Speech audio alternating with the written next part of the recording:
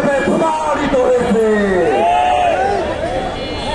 এই শেখ হাসিনা এবং আওয়ামী লীগ বাংলাদেশের মানুষের উপরে বিগত 16 বছর ধরে নির্যাতন, নিপীড়ন এবং গণহত্যা চালিয়েছে। তারা ক্ষমতায় এসেই তিনখানা হত্যাকাণ্ড ঘটিয়েছে। বাংলাদেশের আলেম ওলামাকে তারা জেলে ভরেছে। সাধারণ মানুষকে ধরে নিয়ে গিয়ে আয়না ঘরে বন্দী করে তাদের জীবনকে নাশ করে দিয়েছে।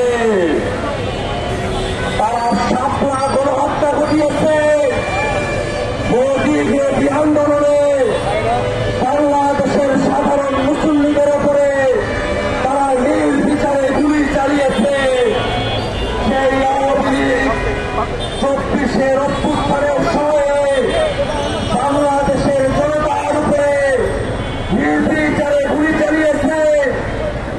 তারা নানা ধরনের অপকর্ম করেছে।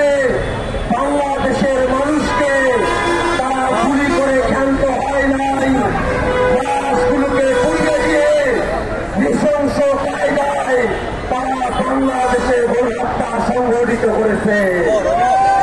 যে আওয়ামী লীগ এবং শেখ হাসিনা বাংলাদেশে গণহত্যা সংগঠন করেছে, সেই শেখ হাসিনা এবং আওয়ামী লীগকে ভারত সরকার ভারতে আশ্রয় দিয়ে বাংলাদেশের মানুষের বিপক্ষে অবস্থান নিয়েছে। আমরা বিভিন্ন সময় খেয়াল করি ভারত সরকার এবং তাদের বাহিনীগুলো তাদের দেশের নাগরিককে বাংলাদেশে জোরপূর্বক পুশিং করছে। বাংলাদেশের সীমান্তে ভারতীয় মুসলিম নাগরিকদেরকে পুশিং করে বাংলাদেশে তারা পাঠিয়ে দিচ্ছে।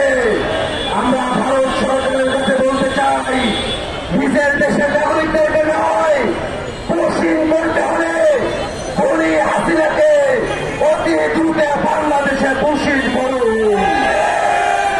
আমরা বাংলাদেশের জনগণ শেখ হাসিনা দায় কার্যকর দেখতে চাই।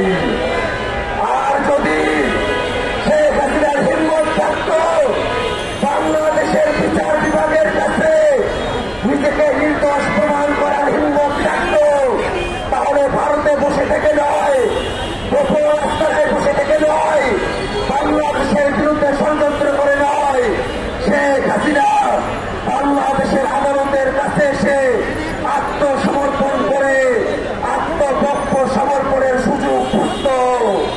যেহেতু শেখ হাসিনা এবং আওয়ামী লীগের আত্মসমর্পণ করে আত্মপক্ষ সমর্থনের ন্যূনতম কোন তাদের পক্ষে বৈধতা নেই। তারা জানে তারা খুন করেছে, মানবতা বিরুদ্ধে অপরাধ করেছে, গণহত্যা করেছে। কোনোভাবেই আত্মপক্ষ সমর্থনের কোন নৈতিক ভিত্তি শেখ হাসিনা এবং আওয়ামী লীগের নাই। সেই কারণেই তারা বাংলাদেশের বিচার বিভাগের কাছে আত্মসমর্পণ করার মতো সাহস দেখাতে পারে নাই।